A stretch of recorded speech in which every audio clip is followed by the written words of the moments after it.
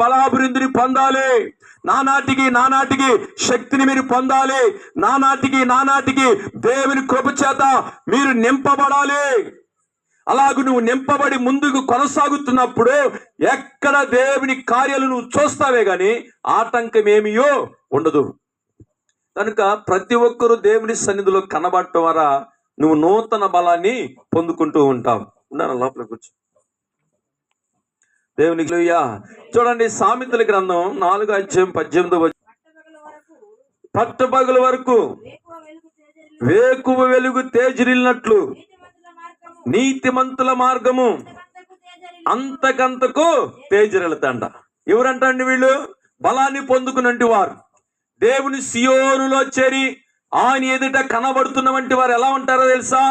పట్టపగలు వేకువ వెలుగు తేజరిల్లినట్లుగా. పట్టపగలు ఉదయాన్నే వచ్చిన సూర్యుడు ఉంటాడే, అతడు ప్రకాశిస్తూ మండుతూ కనబడుతూ దేశానికి వెలుగునిస్తాడు, ప్రజలకు వెలుగునిస్తాడు, కుటుంబాలకు వెలుగునిస్తాడు, ప్రతి వ్యక్తికి వెలుగుకరంగా కనబడే పట్టపగలు వేకువ చుక్క వేకువ వెలుగు తేజరినట్లుగా నీతిమంతుల మార్గము అంతకంతకు తేజరిల్లుతుంది. ఎవరంటే వీళ్ళు? బలాన్ని పొందుకున్న వంటి వారు. బలాన్ని పొందుకున్నది ఎవరు తెలుసా? నీతిమంతులు. పట్టపగలు వెలుగు తేజరిల్లినట్లుగా నీతిమంతుల మార్గం అంతకంతకు తేజరిల్లుతూ ఉంటుంది. ఎవరైతే నీతిమంతులుగా ఉంటారో వారు వర్ధిల్లుతూ వస్తారు, అభివృద్ధి ఉంటుంది, ఆశ్చర్యకరంగా ఉంటారు, తేజరిల్లుతూ వస్తారు. యోసేపు కూడా నీతిమంతుడే. నానాటికి బలాభివృద్ధి పొందుతూ వచ్చాడు, నానాటికి శక్తిని పొందుతూ వచ్చాడు, నానాటికి దేవుని కార్యాలు చూడాలని ఇచ్చిన దర్శనాన్ని బట్టి, ఇచ్చిన తలంతుని బట్టి, ఇచ్చిన కృపను బట్టి ఎక్కడ బలహీనుడు కాలేదు. ఎన్నో బలహీనమైన పరిస్థితులు, ఎన్నో శోధనలు యోసేపును కుదిపివేసినాయి. ఐగుప్తులో ఉన్న ప్రజలు, అన్నదమ్ములు, లోకస్తులు అందరూ ఆయన పిండి వేసినా కూడా యోసేపు ఎక్కడ ఆధారపడలేదంట. హల్లెలూయా. ఎక్కడ కృంగిపోలా. నానాటికి బలాభివృద్ధిని పొందుతూ వచ్చాడు కనుక అతడు ఎలా ఉన్నాడు? పట్టపగలు వేకువ వెలుగు తేజరిల్లినట్లుగా నీతిమంతుల మార్గం అంతకంతకు తేజరిల్లుతుంది. నీతిమంతుల మార్గం అంతకంతకు తేజరిల్లుతుంది. వారు వృద్ధి పొందుతూ వస్తారు. కనుక అలాంటి ఆశీర్వాదం మనకు కావాలంటే, అలాంటి దీవులు మనకు కావాలంటే ప్రతిరోజు నువ్వు దేవుళ్ళు బలపడుతూ ఉండాలి. హల్లెలూయా. ప్రతి క్షణము దేవుని వాక్యం చేత బలాన్ని పొందుకోవాలి. అడుగడుగున అపవాదైన సాతాను నిన్ను కృంగదీస్తుంది, బలహీన పరుస్తుంది, నిన్ను అవమానకరంగా నడిపిస్తుంది. ఆయనను దేవుని వాక్యాన్ని బట్టి ధైర్యాన్ని తెచ్చుకోవాలి. దావీదు కూడా దేవుని వాక్యాన్ని బట్టి ధైర్యాన్ని తెచ్చుకున్నాడు. దేవుని వాక్యాన్ని బట్టి ప్రజలు రాళ్లతో రువ్వాలి చంపాలనుకున్నారు దావీదుని రాళ్లతో కొట్టి చంపుదాం. దావీదు వల్ల విసుగు చెంది ఉన్నారు. మన సంతానం, మన కుటుంబాలు శత్రువుల చేతులకు పట్టబడిని. దావీదుని బట్టే ఇలాగ జరిగింది. దావీదుని ఎమ్మడించడం వల్లే, దావీదు వెనకాల ఉండడం వల్లే ఇలాంటి సమస్యలు వచ్చినని ప్రజలు రాళ్లతో దావీదుని కొట్టి చంపాలనుకున్నారు. కానీ దేవుని వాక్యాన్ని బట్టి దావీదు ధైర్యాన్ని తెచ్చుకున్నాడు. యెహోవాను తీసుకురండి, దేవుని మందిరాన్ని తీసుకురండి, యెహోవా దగ్గర విచారణ చేసి యుద్ధం చేద్దామని ప్రజలకు సమాధానం ఇచ్చాడు దావీదు. బలహీనుడైపోలా. ప్రక్కన కృంగదీసేవారు ఉన్నారు. ఆయనను బలహీనం కనుకుండా సృష్టికర్త దేవుని మీద చూపు పెట్టి, మనస్సు పెట్టి ప్రార్థన చేయగా పొమ్ము నీకు విజయాన్ని ఇస్తానని దేవుని వాక్యము దావీదు దగ్గరికి వచ్చింది. ఈ రాత్రి అపజయాల మధ్యన ఉన్నావేమో, కలవరాల మధ్యన ఉన్నావేమో, అదరే పడుతూ ఉన్నావేమో. ఇదిగో దేవుని వాక్యం అంటుంది, నానాటికి మీరు బలాభివృద్ధిని పొందండి. నా సన్నిధిలో మీరు కనబడేది చాలు. నీతిమంతులంట అంతకంతకు ఏమంటారంట? నీతిమంతుల మార్గం అంతకంతకు తేజరిల్లుతా ఉంటుంది. నీతిమంతుడు లేడనుకుంటున్నారేమో. నీతిమంతుడు యేసయ్య లోకానికి వచ్చాడు. ఆయన మార్గము అంతకంతకు వర్ధిల్లుతూ వచ్చింది. నీతిమంతుడికి కలుగు ఆపదలు అనేకములంట, అనేకములు. నీతిమంతుడికి కలిగే కష్టాలు అనేకములు, నీతిమంతుడు కలిగే బాధలు 1, 2 కాదు, లెక్కలేని బాధలు కలుగుతాయి. ఆయనను నానాటికి బలాభివృద్ధిని పొందాలి. నువ్వు ఆ బలాన్ని సంపాదించుకుంటే నీ మార్గం అంతకంతకు తేజల్లింప చేస్తా ఉంటది. బాధలు వచ్చినాయని సన్నగిల్లిపోకూడదండి, కష్టాలు వచ్చినాయని వేదన పడకూడదు, సమస్యల్లో ఉన్నానని కృంగిపోకుండా ఆ కృంగుదల్లో నుంచి దేవుని వాక్యాన్ని బయటికి తీసుకుని బలాన్ని పొందుకుని విశ్వాసంతో నువ్వు ప్రార్థన చేస్తే జరగని కార్యాలంటూ ఏమీ ఉండవు. అందుకే ఆయన అన్నాడు జ్ఞానం సొలొమోను, పట్టపగలు వేకువ ఆ వెలుగు తేజరినట్లుగా నీతిమంతుల మార్గం అంతకంతకు తేజరిల్తా ఉన్నది. నీ మార్గం అంతకంతకు తేజరిల్తా ఉంటుంది. ఆటుపాటులు రావచ్చు, సమస్యలు రావచ్చు, ఏసేపు అనుకుని ఉండొచ్చు. ఏంటి బాబు, నీతిమంతుడికి ఉంటే నీ కష్టాలు, నీతిమంతుడికి ఉంటే ఇన్ని బాధలు, ఇన్ని సమస్యలు అనుభవించాలో? మనుషులు దేశిస్తారా? లోకము దేశించిందా? అన్నదమ్ములు దేశిస్తారా? తండ్రి ప్రేమను దూరమయ్యాను, ఏమిటి కష్టం? నీ దర్శనానికి, నీ చిత్తానికి నేను లోన వెళ్తుంటే ఇన్ని బాధలు వస్తాయా అని యేసేపు అనుకుని ఉండొచ్చు. కానీ అతడు దేవుని మీద ఆధారపడి ఉండటం వల్ల అతడు వర్ధిల్లుతూ వచ్చాడు. హల్లెలూయా. అతడు వర్ధిల్లటమే కాదు, ఐగుప్తులో ఉన్న ప్రజలందరికీ అతడు వెలుగు చుక్క వలె మారాడు. వేకువన వచ్చే వెలుగు వలె మారి ప్రజలకు ఆశీర్వాదకరమైన మార్గాన్ని ఇచ్చాడు. కొన్ని లక్షల ప్రార్థనకు రాలేదు నానంటే ఒకే ఒక మాట, ఏ మాట అన్నామని, ఏదైనా ఒకే ఒక మాట, అదే మాట మొత్తం అందరూ. కానీ వృద్ధి లేదు, అభివృద్ధి లేదు, ఆశీర్వాదకరమైన ఆలోచనలు లేవు. అందుకని ఎప్పుడు ఆమె దుఃఖముతో కనబడుతూ ఉంటుంది, ఎప్పుడు వ్యాధులతో కనబడుతూ ఉంటుంది, ఎప్పుడు కన్నీళ్లతో కనబడుతూ ఉంటుంది. కారణం ఏమిటంటే నీతిమంతుని మార్గం ఆమెకి లేదు.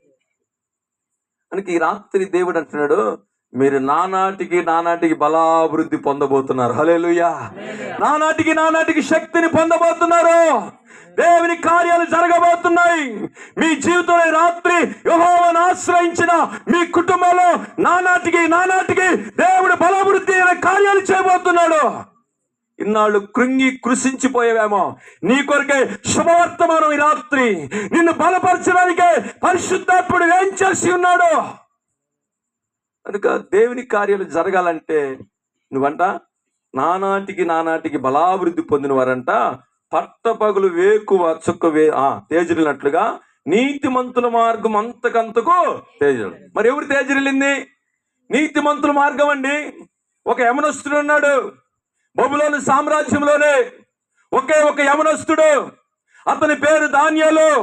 నీతిమంతుడు, భక్తి కలిగిన వాడు, దైవాలోచన కలిగిన వాడు, దైవ తలంపులు కలిగిన వాడు, పాపానికి అసహించుకునేవాడు, నీతి మార్గము తప్ప మరొక మార్గం వెన్నుకోకుండా ఉన్నవంటి యవనస్తుడు. దానియేలును చూసి కూడా రాజు ఆశ్చర్యపడవంటి ఆలోచనలు కలిగిన వాడు దానియేలు. అతని మార్గంలో ఎన్నో నిందలు, ఎన్నో అవమానాలు. అతడు ప్రార్థన చేయకూడదని, అతడు మొరపెట్టకూడదని, దేవుని స్తుతించకూడదని నానాటికి బలాభివృద్ధి పొందుతున్న వంటి వ్యక్తి దానియేలు. అలాంటి బలవంతుడిని బలహీనపరచాలని అంట ఒక తాకీదు వచ్చింది. ఒక తాకీదుని తీసుకొచ్చారు రాజు దగ్గర నుంచి. కొందరు మత పెద్దలు, కొందరు అధికారులు, కొందరు ప్రధాన యాజకులు అందరూ ఒక తాకీదుని తీసుకొచ్చి, దావీదు ఏ దేవుడికి ప్రార్థన చేయకూడదు ఒక తాకీదుని తీసుకొస్తే దానియేలు కృంగిపోలేదంట. హల్లెలూయా. ఈ తాకీదులు ఏమి చేయలేవు, ఈ శాస్త్రాలు ఏమి చేయలేవు. నా దేవుని ఎదుట ఇవన్నీ మోకరిల్లాల్సినవే అని యథాప్రకారం తన గుడారంలోకి వెళ్ళి ఎడతెగక యెరూషలేము తట్టు కిటికీలు తీసి చేతులెత్తి దేశం కొరకు, ప్రజల కొరకు క్షేమంగా ఉండాలని ప్రార్థన చేస్తూ వచ్చాడు. అట్టి ప్రార్థన ద్వారా ఏం చేస్తాంట, దానియేలు మీద నిందలు తీసుకొచ్చారు.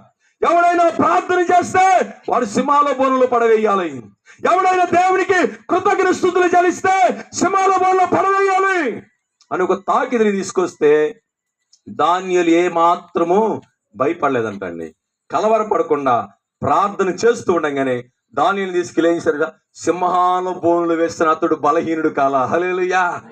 ఈ రాత్రి నీవు కూడా, దేవుని నమ్ముకున్న నీవు కూడా సింహం లాంటి బోనులో ఉన్నావేమో, చుట్టూ శత్రువులుగా అల్లుకుపోయారేమో, మార్గమేమి లేదేమో, దూరమేమి తెరవడతలేదేమో.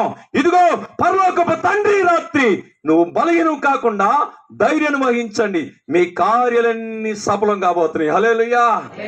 అని దానియేలు అలాగే ఉన్నాడండి. ఆ సింహాల బోన్లో ఉండి ప్రార్థన చేయగా ఆ రాత్రి దూత వచ్చిందంట. ఆయన సింహాలు ఏం చేశాడు, నోళ్లు మూసివేసి దూత వచ్చింది. దూత వచ్చి సింహాలు నోళ్లు మూసివేస్తున్నాయి. రాజుకు ఒక ఆలోచన ఉంది. దానియేలు నీతిమంతుడు, భక్తిపరుడు, ప్రార్థనా పరుడు, రాజుకు తెలుసు. కానీ దానియేలు సింహాల బోన్లు వేస్తామని ప్రజలు సంతోషపడుతున్నారు. కానీ అక్కడ ఒక శాసనం మారబోతుందన్న సంగతి దానియేలుకి తెలుసు. అలాగే ప్రార్థన చేయగా బలహీనుడు కాలేదంటండి. నానాటికి బలాభివృద్ధి పొందుతూ వచ్చాడు. ఆ సింహాల నోట్లో పడకుండా దేవుడు దానియేలు బయటికి తీసుకొచ్చాడు. హల్లెలూయా. ఈ రాత్రి సమస్యల నోట్లో పడకుండా దేవుడు నిన్ను బయటికి తీసుకొచ్చును గాక. ఈ రాత్రి దేవుని కార్యాలను చూసుదువు గాక. ఈ రాత్రి దేవుని సన్నిధి దాటి వెళుతుండగానే పరాక్రమం కలిగిన కార్యాలు చూడబోతున్నావు. అలాంటి కార్యాలు చేస్తాడు ఆయన. కనుక దానియేలు ఏం చేశాడు చూడండి. దానియేలు గ్రంథం 12:3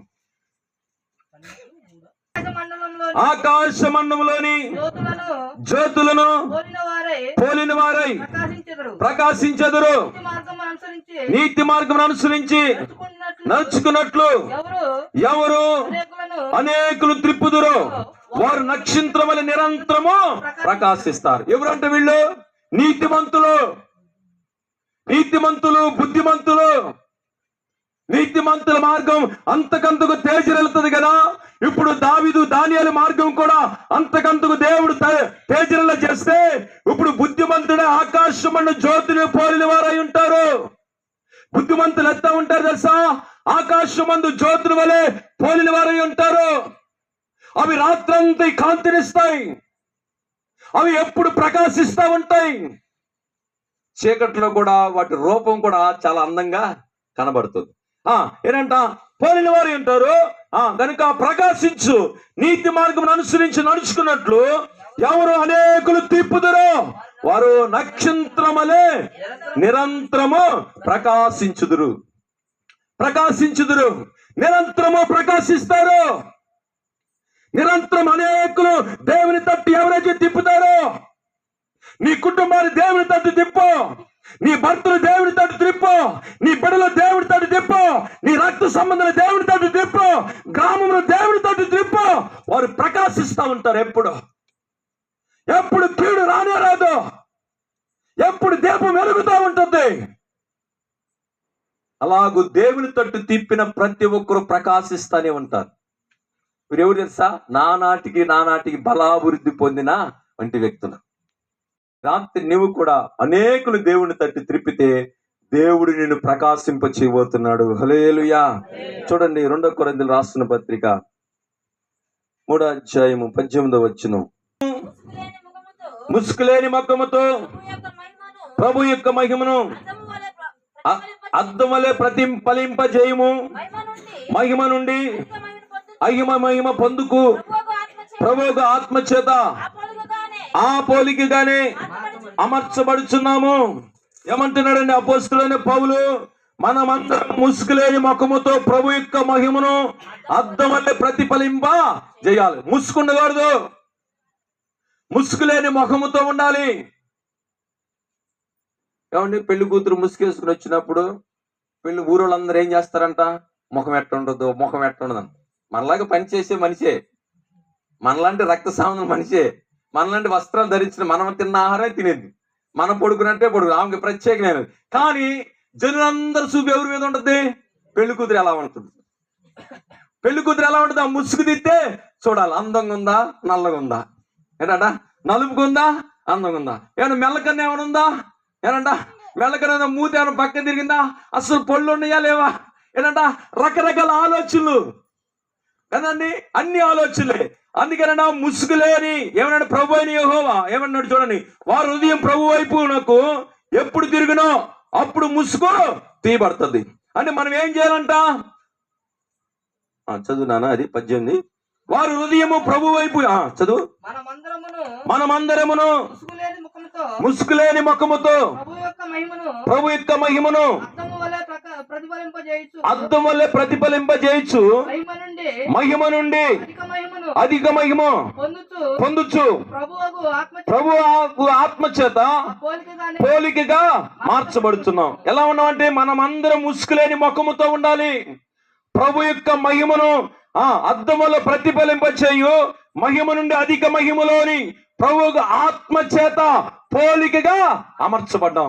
ఎవరి ఆత్మచేత అమర్చించబడ్డాం? దేవుని ఆత్మచేత అమర్చబడ్డాం. దేవుని కృప చేత అమర్చబడ్డాం. నీ రూపం నీది కాదు, ఇది దేవుని రూపం గనక ఆ మహిమ నుండి అధిక మహిమ పొందడానికి దేవుని ఆత్మచేత మీరు ఏం చేయాలంట? అమర్చబడాలి. మహిమ నుండి అధిక మహిమ పొందాలి. మహిమ నుండి అధిక మహిమలోకి వెళ్ళాలి. 1వ తరగతి చదివేవాడు 1వ తరగతిలో ఉంటే వాడు చదువులో పనికొస్తాడండి. 1లో నుంచి క్రమక్రమంగా ఏంటంట ఇంటర్మీడియట్ డిగ్రీలోకి వెళ్ళి ఇంజనీర్కి వెళితే IAS డాక్టరో MAలను కలెక్టరో ఏంటంట దేశానికి పనికొచ్చే వ్యక్తిగా ఉంటాడు. కనుక మహిమ నుండి అధిక మహిమలోకి వెళ్ళాలి. ఒకే మహిమతో ఉండకూడదు. సూర్యుని మహిమ వేరు, చంద్రుని మహిమ వేరు. ఎవరి మహిమ అంటండి? సూర్యుని మహిమ వేరు, చంద్రుని మహిమలో నుండి అధిక మహిమలోకి మీరు వెళ్ళాలని యెహోవా ఆత్మచేత మీరు ముద్రించబడ్డారు. హల్లెలూయా. చూడండి, అర్థం ఎట్లా ఉంటది? చక్కగా లోపాలని చూపించేది. ఊరేళ్ళ వాళ్ళు ఏం చేస్తారు? ముందు అద్దం ముందుకు వెళ్తారు. ఏంటి అక్కడ లోపల ఉందా? ముందు వెనక తిరిగి చూసుకుని బొట్టు అక్కడ కరెక్ట్గా ఉందా లేదా, చెవులు రింగులు కరెక్ట్గా ఉన్నాయి లేదా, ఏంటంట పొగడ్రు ఏమైనా ఎక్కువైందా, ఏంటంట జడ సరిగా ఉందా లేదా, క్లిప్పులు సరిగా ఉన్నాయి లేవా. ఎవరైనా పురుషులైనా స్త్రీనా ఏంటంట అద్దం ముందుకెళ్ళి చూసుకుంటారు. ఇప్పుడు వాక్యం అద్దం లాంటిదే. ఈ వాక్యంలన్నీ నువ్వు చూసుకుని మహిమ నుండి అధిక మహిమ పొందాలి. వాక్యము నానాటికి నిన్ను ప్రతిఫలింపజేస్తా ఉంటుంది. నానాటికి అభివృద్ధి కలగజేసేదే దేవుని వాక్యం. ఆ వాక్యం చేత నువ్వు నడిపించబడితే మహిమ నుండి అధిక మహిమలోకి వెళతాం. ఒకే మహిమతో ఉండకూడదు. మోషే అన్నాడు, మోషే ఆ కొండ మీదకి రాని మోషే, ఇది పరిశుద్ధమైన స్థలం, కాళ్ళకి చెప్పులు ఇవ్వమన్నాడు. ఇడిచాడు. మంచిది. ఏమన్నా ఇస్తా? నీ చెయ్యలో పెట్టంగానే కుష్టి వ్యాధి గెలమాలి, కర్ర పట్టుకోగానే పాము. ఈ 2 కృపలు పొందాడా? అధికమైన కృపను పొందాడా? అధికమైన కృపను పొందాడు. నీవెళ్ళు ఐగుప్తు దేశానికి, మహిమ నుండి అధిక మహిమలోకి నేను నిన్ను నడిపిస్తానని మహిమ నుండి అధిక మహిమ పొంది ఆశ్చర్యకార్యాలు చేశాడు. ఐగుప్తు దేశం గడగడ వణికించాడు మోషేని వణికించిన ఐగుప్తు దేశం, మోషే పారిపోయినట్లుగా చేసింది ఐగుప్తు దేశం. మరణ భయం ఆయన వెంటాడింది. రాజు వెంటాడాడు, అధిపతులు వెంటాడారు, మోషేని చంపాలని చూశారు. అదే మోషే ఐగుప్తు దేశం అడుగుపెట్టి మహిమ నుండి అధిక మహిమను పొందిన కార్యాల చేత ఐగుప్తు దేశాన్ని గడగడ వణికించాడు. బలహీనుడయ్యాడా? బలహీనుడే. నోటి మాంద్యం కలిగిన వాడే, మాట నేర్పరు లేనివాడు. యుద్ధం తెలుసో ఎలాగ చేయాలో, బాక్సింగ్ ఎలాగ చేయాలో తెలుసు మోషేకి, కరాటే ఎలాగ చేయాలో తెలుసు మోషేకి, యుద్ధం ఎలాగ చేయాలో తెలుసు. అయినను అతడు బలహీనుడితో మిద్యాను దేశానికి పారిపోతే మిద్యాను దేశంలో దేవుడైన యెహోవా దర్శనమిచ్చి నానాటికి నువ్వు బలాభివృద్ధి పొందాలి మోషే, కొన్ని లక్షల మంది ప్రజలు విడిపించాలి మోషే, నశించబోతున్న ఆత్మలు రక్షించాలి మోషే, ఫరో చేతులోంచి దేవుని ప్రజలను బయటకు తీసుకురావాలి. మోషేకి మహిమ నుండి అధిక మహిమనిచ్చి గొప్ప కార్యాలు చేపించాడు. హల్లెలూయా. ఇప్పుడు దేవుడు నీతో అంటున్నాడు, మహిమ నుండి అధిక మహిమలోకి రావాలి. మీరు కృపలో నుంచి అధికమైన కృపను సంపాదించుకోవాలి. ఒకే తలంతు కాదు, దేవుడిచ్చిన ఆత్మవరాలన్నితో నింపబడాలి మనుషుడు. అప్పుడు దేవుడు ఏంటంట నీ ద్వారా ఆశ్చర్యమని కార్యాలు చేయడం ప్రారంభిస్తాడు. హల్లెలూయా. ఆశ్చర్య